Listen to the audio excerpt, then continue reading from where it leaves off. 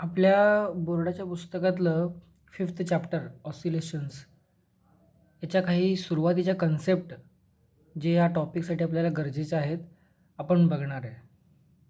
सुरुवातीला एकतरी ऑसिलेशन म्हणजे काय हे समजून घेऊया. ऑसिलेशन म्हणजे काय नाही, एक repeated to and fro motion after equal interval of time. ठीक आहे. आता तुम्ही जर आता इथं पुस्तकामध्ये जे उदाहरणं दिलेले आहेत, आपण थोडंसं पुस्तकाचा आधार घेऊ कारण आपल्याला थोडंसं आवर्त घेता येईल आपल्या सिलेबसला.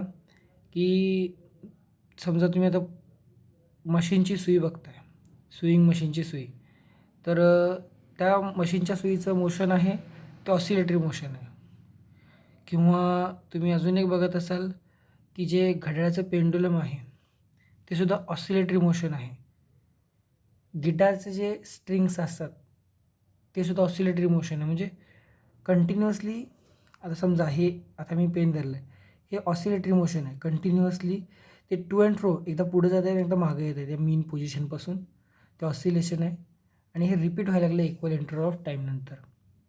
एवढं सिम्पल भाषेत समजून घ्या ऑसिलेटरी मोशन म्हणजे काय. ठीक आहे. आणि काही मुद्दे त्यांनी दिलेले आहेत जे खूप महत्त्वाचे आहेत. सगळ्यात पहिला मुद्दा त्यांनी काय म्हटलेला आहे की ऑसिलेटरी मोशन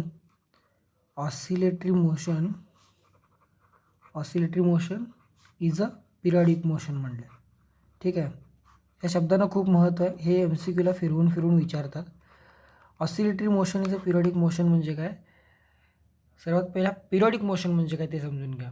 पिरियडिक मोशन म्हणजे जे मोशन इक्वल इंटरव्हल ऑफ टाईमनंतर रिपीट होतं आहे. म्हणजे एखादे समजा वस्तू आहे जी पुढं जाण्यासाठी 2 सेकंद घेते आणि मागे येण्यासाठी 2 सेकंद, परत पुढं जाण्यासाठी 2 सेकंद, मागे येण्यासाठी 2 सेकंद, असं त्याचं ते टाईम पिरियड फिक्स असेल तेवढ्या मोशनसाठी, तर त्याला पिरियडिक मोशन म्हणायचं. किंवा एका ठराविक वेळेनंतर ती वस्तू परत त्याच ठिकाणी येणार, पूर्ण एखादं सर्कल पूर्ण करून किंवा एखादं मोशन पूर्ण करून जर त्याच ठिकाणी एखाद्या ठराविक वेळेनंतर ती रिपीट येत असेल, त्याला पिरियडिक मोशन म्हणायचं. मग ऑसिलेटरी मोशन तसं पिरियडिक मोशन आहे का. जर समजा आपण सुईचं टोक घेतलं आणि सुईचं टोक समजा सुरुवातीला इथं होतं, काही वेळानंतर ते इथंपर्यंत आलं आणि परत लगेचच ते इथं, म्हणजे जवळपास जर बघायला गेलात तर हे ऑसिलेटरी मोशन पिरियडिक मोशन आहे. खाली येताना जेवढ्या वेळामध्ये ते येतं, वरती तेवढ्याच वेळामध्ये जातं. म्हणजे एकूण एक त्याला परत पूर्वपदावर यासाठी लागणारा वेळ फिक्स आहे. फाईन. सो ऑसिलेटरी मोशन हे मोस्टली पिरियडिक मोशन आहे. काही ऑसिलेटरी मोशन आहेत जे पिरियडिक नाहीत. ते तुम्हाला नंतर जेव्हा व्हायब्रेशनचा पार्ट एकदम डिटेलमध्ये शिकताल त्यावेळेस लक्षात देखील येईल तुम्हाला. पण तुर्तास तरी ऑसिलेटरी मोशन हे पिरियडिक मोशन आहे असं समजून घ्या. मग पिरियडिक मोशन म्हणजे ऑसिलेटरी मोशन आहे का, असं नाही. फक्त ऑसिलेटरी मोशन हे पिरियडिक असू शकतं, पण पिरियडिक मोशन हे ऑसिलेटरीच असायला पाहिजे असं नाही. कारण जर आपण आपल्या पृथ्वीचं सूर्याभोवतीचं फिरणं बघितलं तर ते पिरियडिक मोशन आहे. प्रत्येक 365 दिवसानंतर समजा हे सूर्य आणि हे पृथ्वी त्याच्याभोवती फिरते, तर 365 दिवसानंतर पृथ्वी पूर्ण फिरून परत इथे येऊन थांबते. मग हे पिरियडिक मोशन झालं. जर एखाद्या वेळेनंतर जर रिपीट तिथंच येऊन थांबत असेल बॉडी, तर ते पिरियडिक मोशन झालं. पण हे ऑसिलेटरी मोशन आहे का, टू अँड फ्रो मूवमेंट आहे का, की ते पुढं जाते आणि मागे येते, पुढं जाते आणि मागे येते, असं आहे का, नाही आहे. सो ह्याला ऑसिलेटरी म्हणू शकत नाही, पिरियडिक म्हणू शकतो. आणि ऑसिलेटरी असणारा पिरियडिक असतो. ऑसिलेटरी असणारा मोस्टली पिरियडिक असतो. पण पिरियडिक आहे म्हणजे ऑसिलेटरी आहे असं समजून घेणं चुकीचं आहे. त्यांनी पहिल्या पॅरेग्राफमध्ये म्हणजे पहिल्या पेजवरती जास्तीत जास्त तेच सांगण्याचा प्रयत्न केला आहे. आणि अजून एक त्यांनी जी डेफिनेशन सांगितलेली आहे ती थोडीशी आपण रिपीट करूया. A body performing periodic motion goes on repeating the same set of movements. The time taken for such set of movements is called a period or periodic time.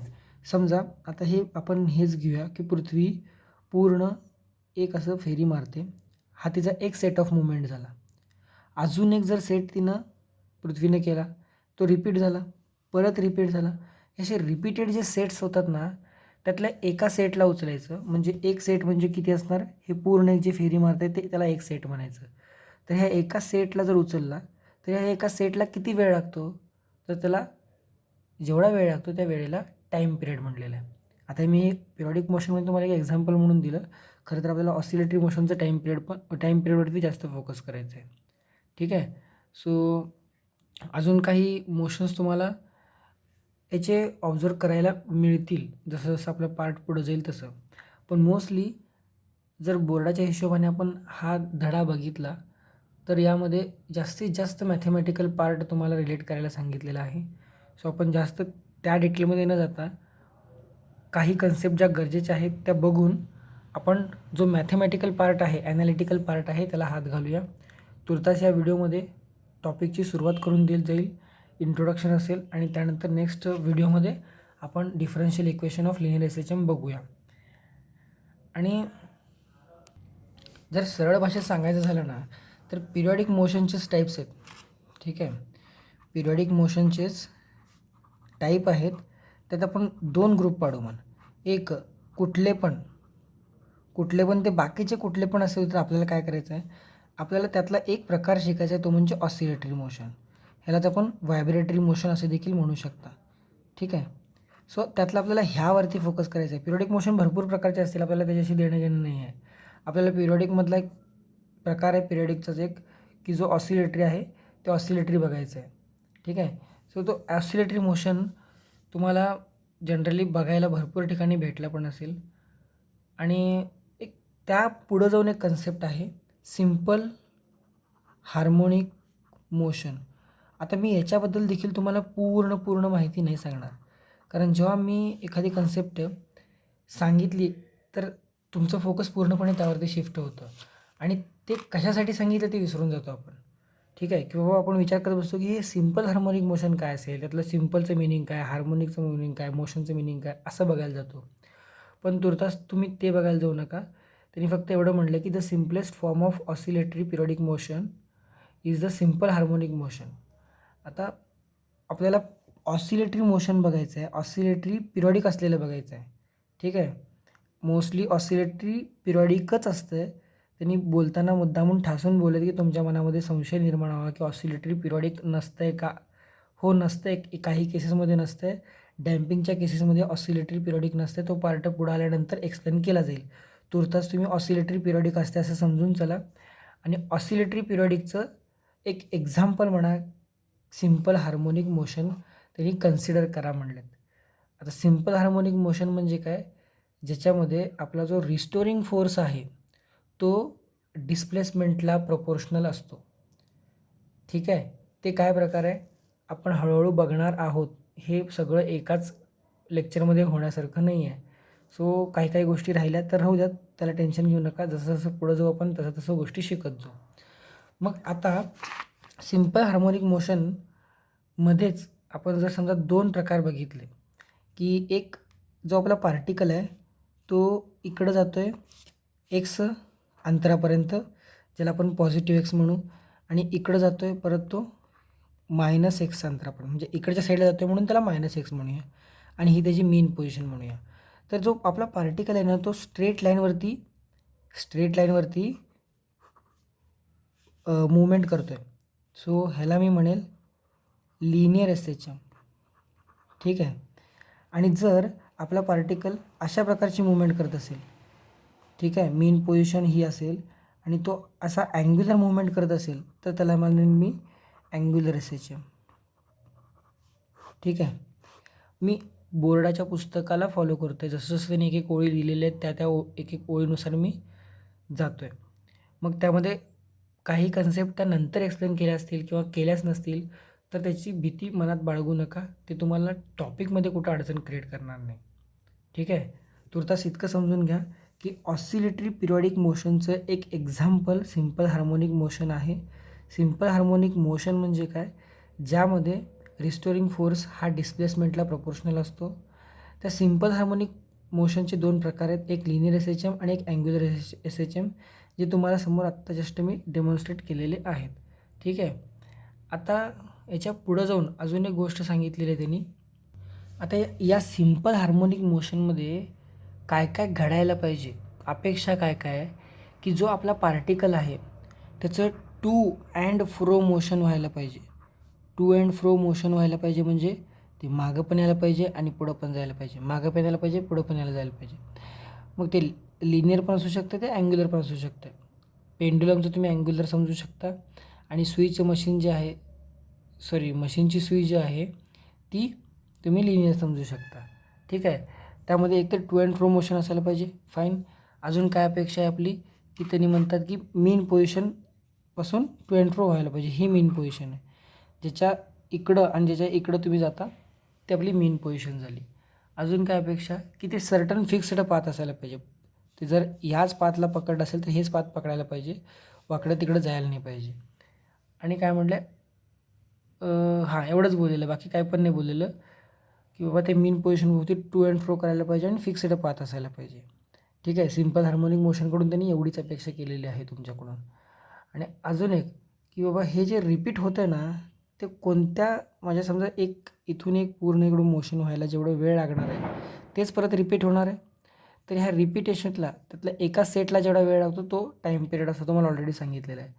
आणि त्याचा रेसिप्रोकल म्हणजे काय, तर समजा एक सिम्पल एक्झाम्पल घेऊन सांगतो.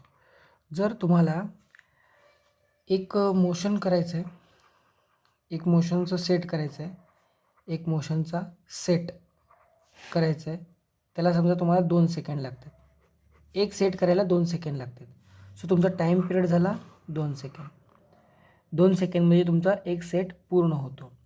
आणि फ्रिक्वेन्सी म्हणजे काय, की एका सेकंदामध्ये तुमचे किती सेट होतात, एका सेकंडमध्ये किती सेट होतात.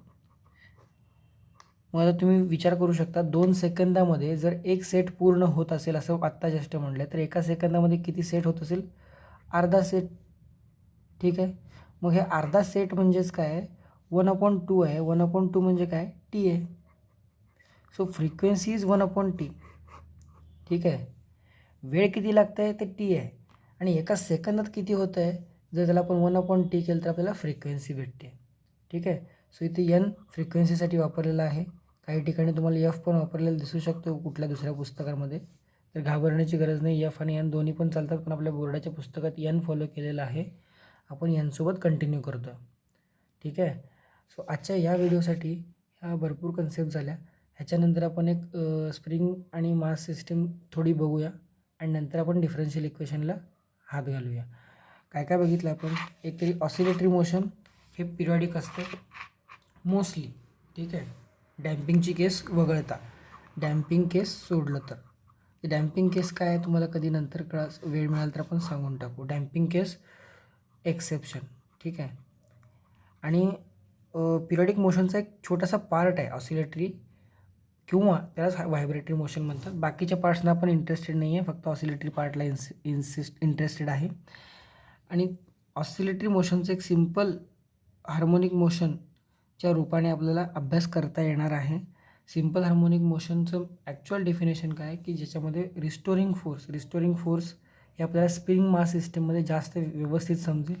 सो आपल्याकडं उधार राहिलेल्या कन्सेप्ट कोणते आहेत, रिस्टोरिंग फोर्स. ठीक आहे. तर रिस्टोरिंग फोर्स पुढच्या आपल्या व्हिडिओमध्ये तुम्हाला कळेल. फक्त ज्या कन्सेप्ट टेम्पररी लक्षात ठेवायला सांगितल्यात त्या लक्षात ठेवा.